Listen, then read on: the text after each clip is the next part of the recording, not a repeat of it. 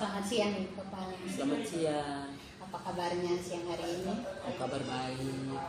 Luar biasa sekali. Baik Ibu Kepala, yang pertama saya berterima kasih karena Ibu Kepala sudah meluangkan waktu untuk melakukan wawancara ini. Mungkin saya sedikit menyampaikan bahwa wawancara hari ini dilakukan untuk memenuhi tugas saya demonstrasi kontekstual dalam pendidikan guru penggerak. Mungkin Ibu Kepala, pertanyaan yang pertama, mungkin Ibu Kepala bisa menyampaikan sudah berapa lama menjadi kepala sekolah? Kalau saya sudah menjadi kepala sekolah 9 tahun. Luar biasa sekali ya.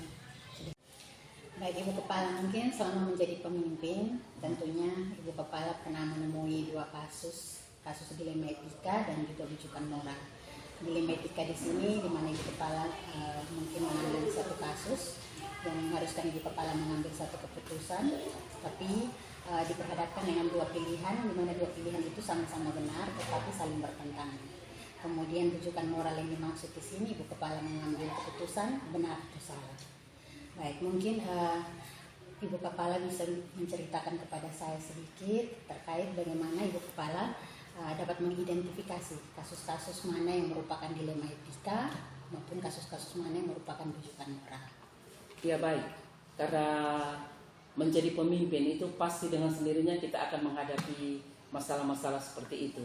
Masalah dilema etika dan rujukan moral. Memang sebagai pemimpin kadang ada masalah yang perlu kita tangani secepatnya, kadang ada masalah juga yang perlu seperti itu dilema etika, rujukan moral. Itu paling tidak saya selalu membangun komunikasi dengan semua teman-teman. Mungkin yang pertama itu saya menghadirkan dulu teman-teman, para wakasek, terus kepala tata usaha. Setelah itu kami membangun, saya menyampaikan permasalahan-permasalahan yang ada yang seharusnya secepatnya kita lakukan. Tetapi di sisi lain, kadang juga masalah-masalah seperti itu membutuhkan penanganan yang harus cepat. Jadi kadang tanpa kehadiran teman-teman, saya langsung dengan fokus saya melihat itu permasalahan-permasalahan harus secepatnya ditangani. Apalagi yang menjadi skala prioritas yang betul harus saya tangani, saya langsung tangani. Kalau saya harus butuh teman-teman, tapi kebetulan teman-teman juga ada sibuk dengan posisi mereka sebagai guru untuk menyelesaikan kegiatan-kegiatan pembelajaran, apapun bagaimanapun saya juga selalu membangun konsultasi walaupun mereka tidak hadir. Juga dengan pengawas saya sendiri, saya selalu membangun komunikasi. Jadi secepatnya kalaupun masalah itu harus ditangani, ya saya secepatnya untuk menangani skala prioritas yang selalu saya kedepankan. Ya. Sangat luar biasa ya. Ibu Kepala, berarti skala prioritas yang dikedepankan. Baik Ibu Kepala, mungkin bisa disampaikan sedikit prosedur atau langkah-langkah ketika Ibu Kepala mengalami satu situasi yang dilema etika, di mana Ibu Kepala harus ambil satu keputusan, dua-duanya benar, misalkan Ibu Kepala harus melihat aturan atau mungkin melihat kasus ini sebagai apa begitu, mungkin langkah atau prosedur pengambilan. Memang pertama pasti sebagai pemimpin kita melihat rujukan masalahnya harus mengacu pada mana, pada aturan yang berlaku. Karena semua kita ya yang melaksanakan tugas di dalam satu lembaga sebagai PNS, P3K atau honor komite, kita tetap mengacu pada aturan yang berlaku yang diterapkan oleh pemerintah untuk semua lembaga. Jadi biasanya yang pertama saya lakukan memang betul kadang dilema, tetapi juga mengusik bagaimana cara saya untuk bisa menangani ini. Dilema yang satu, ini betul-betul berhadapan dengan rujukan itu. Moral, ini menyangkut moral. Jadi bagaimanapun juga selalu saya bangun dari hati ke hati untuk selalu ya mencari jalan keluar. Dan pertama biasanya saya secepatnya bagaimanapun saya selalu mengidentifikasi dulu. Saya identifikasi masalahnya seperti apa. Setelah itu saya mengidentifikasinya, saya lakukan diagnosa. Saya lakukan diagnosa secara sepihak untuk saya. Setelah itu saya lakukan tindak lanjut, saya pronoksa sampai tindak lanjut. Dan kalaupun masih ada waktu dan harus membutuhkan perhatian secepatnya, saya lakukan seperti itu ya, lakukan seperti itu secepatnya untuk mengatasi.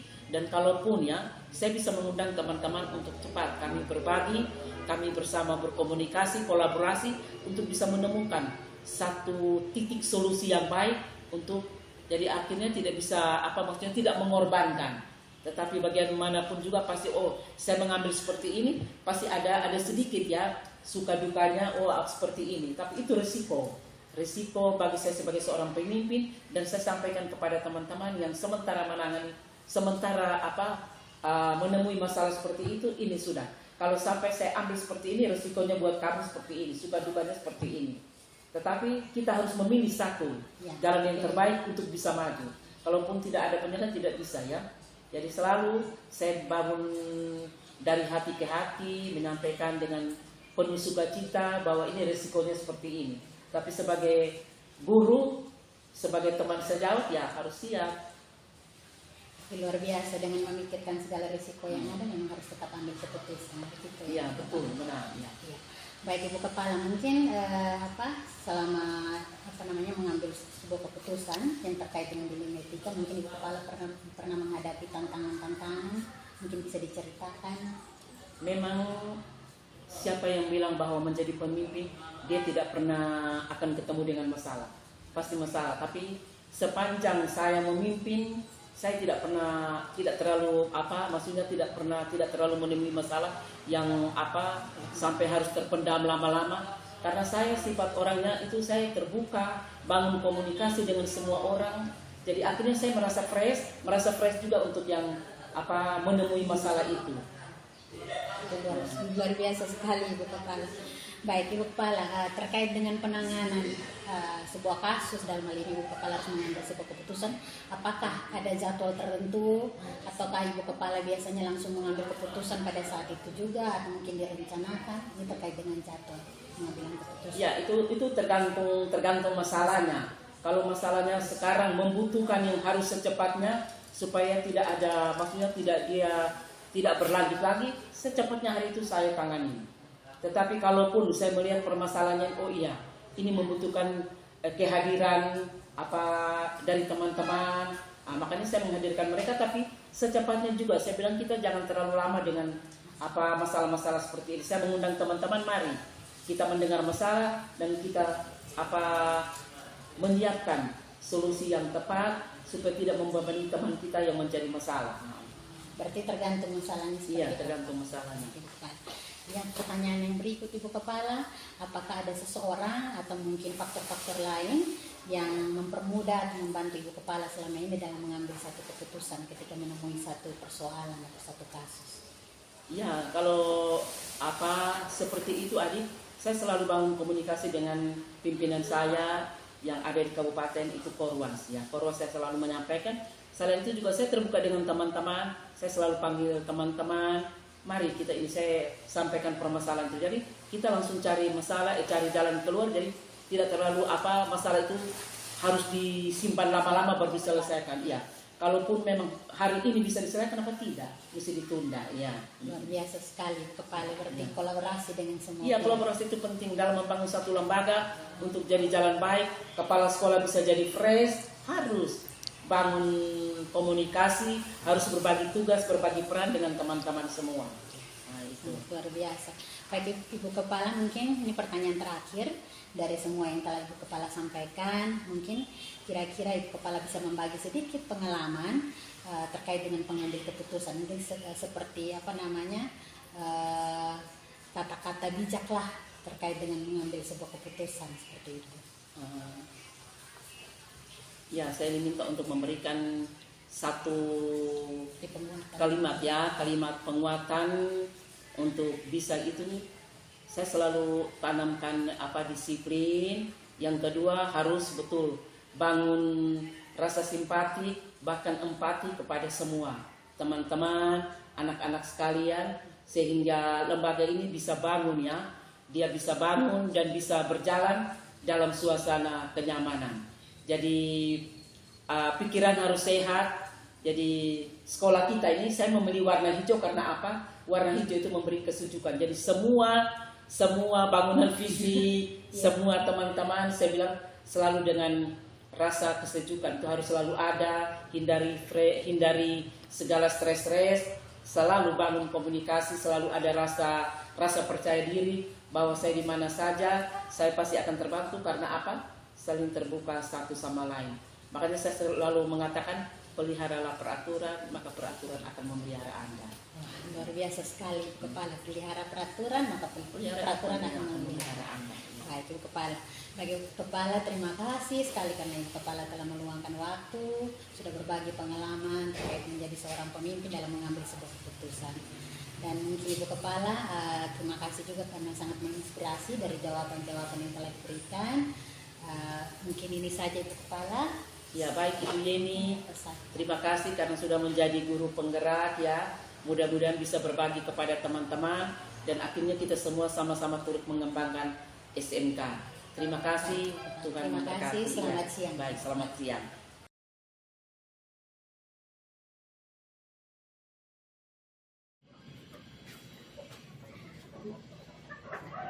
Baik, selamat siang Ibu Kepala. Selamat siang Ibu. Apa kabarnya siang ini? Baik-baik. Luar biasa sekali.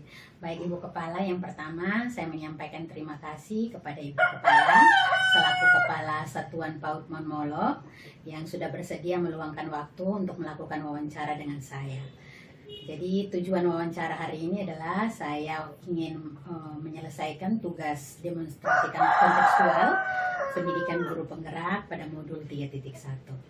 Baik Ibu Kepala, mungkin pertanyaan pertama, kira-kira sudah berapa lama Ibu Kepala menjadi Kepala Satuan PAUD Monmolo? Saya sudah 13 tahun sebagai Kepala Satuan PAUD Monmolo. Wah, sangat luar biasa, sudah lama sekali ya Ibu Kepala. Baik Ibu Kepala, yang kedua, selama menjadi Kepala Satuan PAUD Monmolo atau dalam hal ini sebagai pemimpin, Ibu Kepala tentunya pernah mengalami situasi dilema etika atau bujukan moral. Nah, bagaimana kira-kira Ibu Kepala sebagai pemimpin mengidentifikasi apa yang Ibu alami itu merupakan dilema etika atau bujukan moral?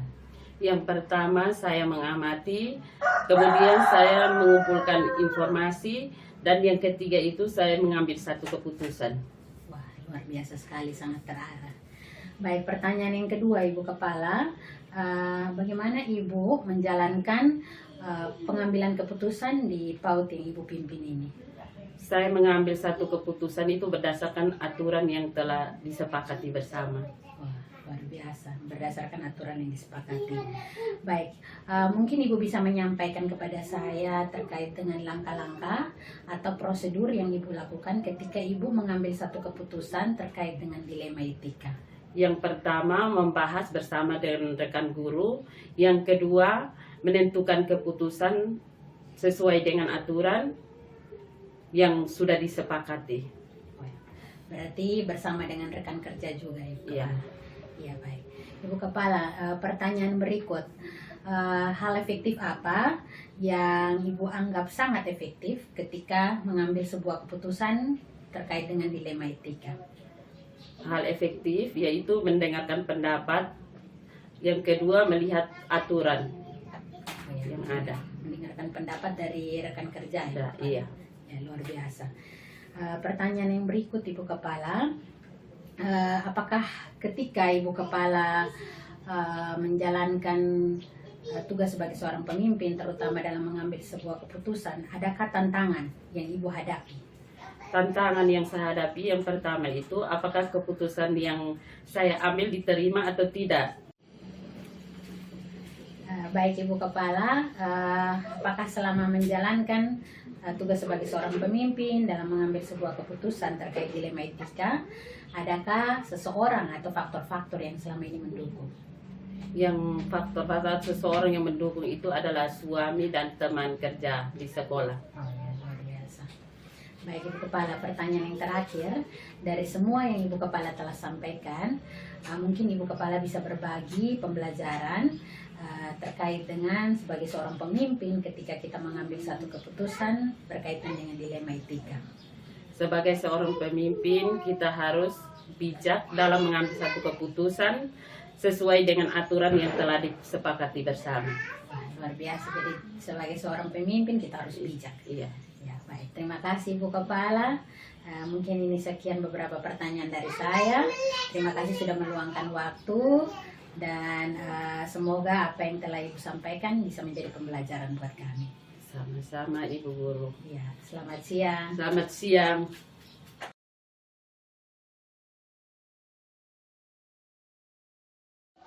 Baik, selamat siang Bapak Kepala.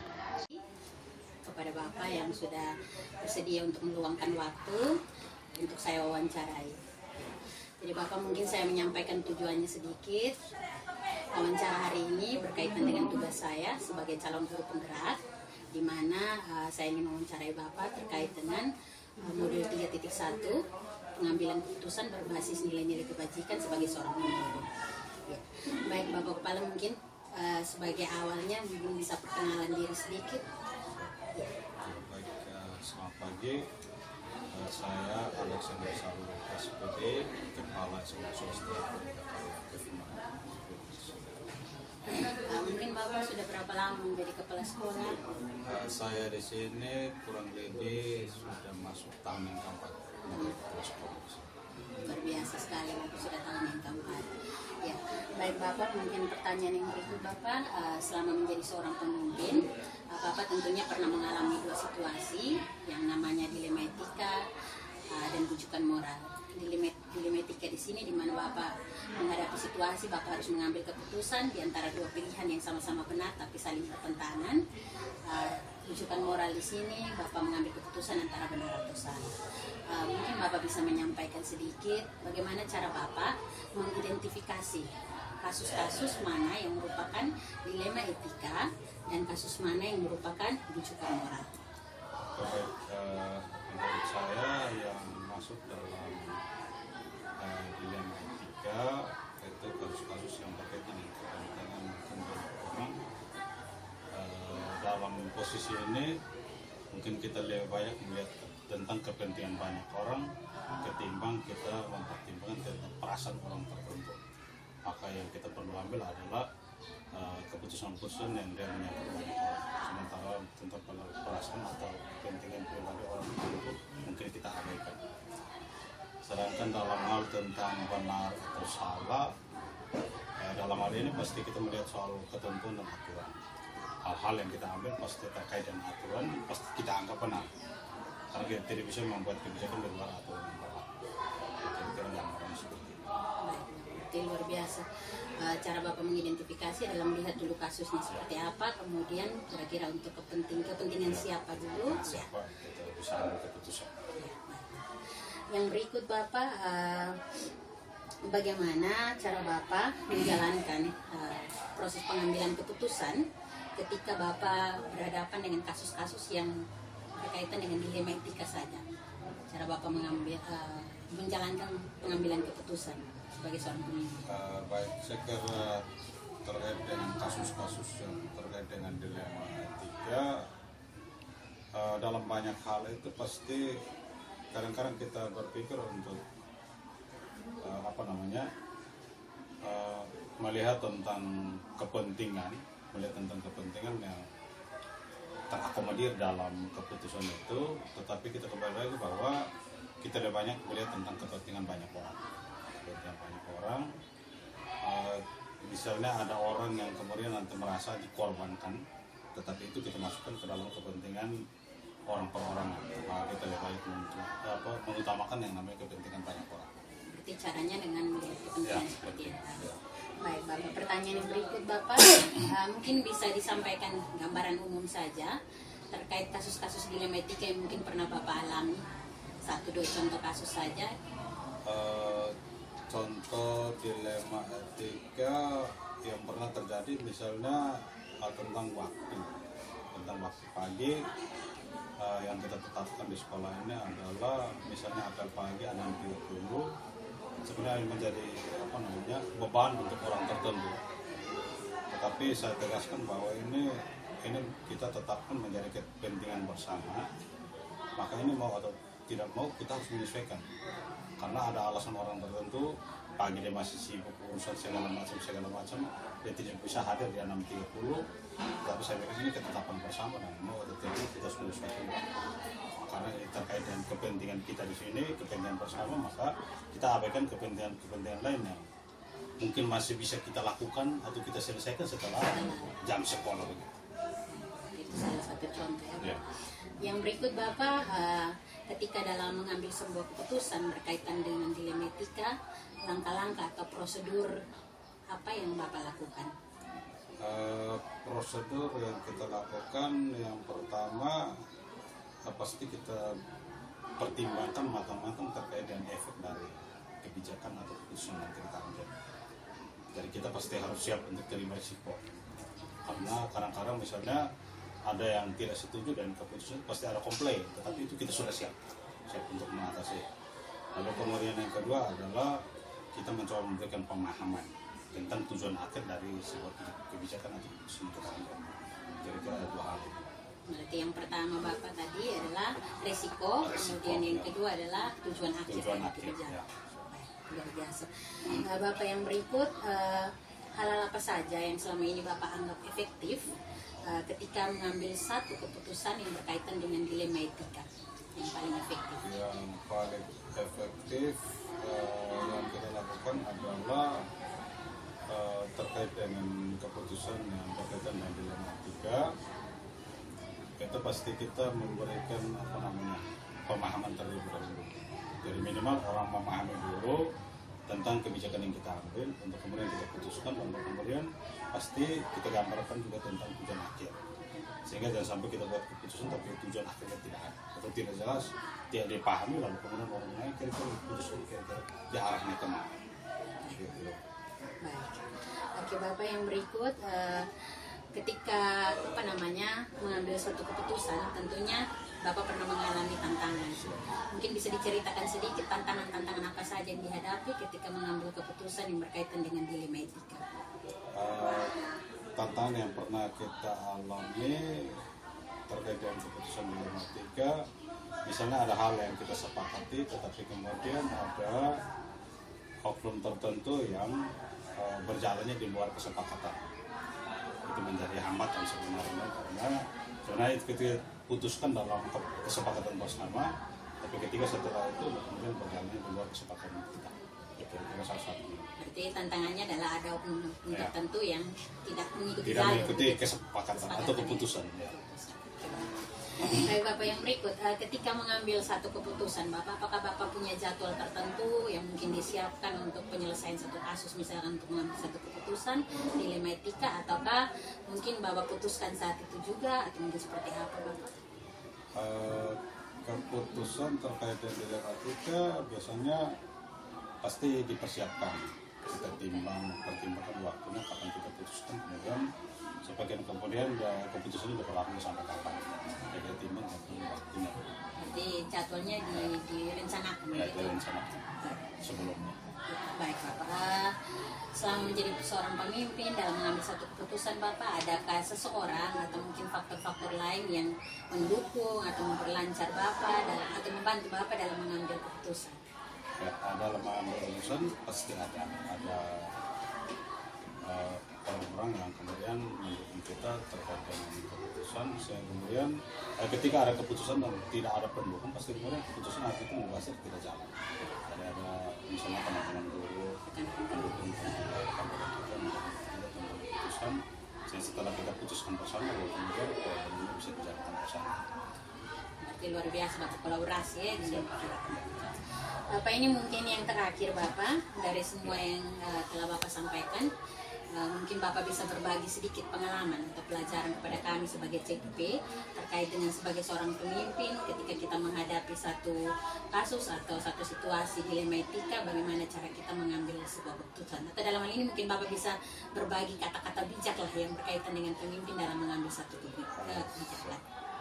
Saya kira dari seorang pemimpin, yang pertama yang dipikirkan adalah tentang yang dipimpin. Jadi dia tidak berpikir tentang kepentingannya sendiri, tetapi dia berpikir tentang orang-orang yang dipimpinnya. Karena keberhasilan seorang pemimpin adalah orang-orang yang dipimpin. Ketika yang dibawanya menjadi berhasil, maka itu sesungguhnya adalah keberhasilan pemimpin. Luar biasa sekali Bapak. Bapak terima kasih Bapak sudah bersedia untuk diwawancarai. Besar harapan saya Bapak, semoga apa yang telah Bapak bagi ini bisa menjadi pembelajaran buat kami. Baik Bapak, terima kasih. Selamat siang Bapak. Selamat siang.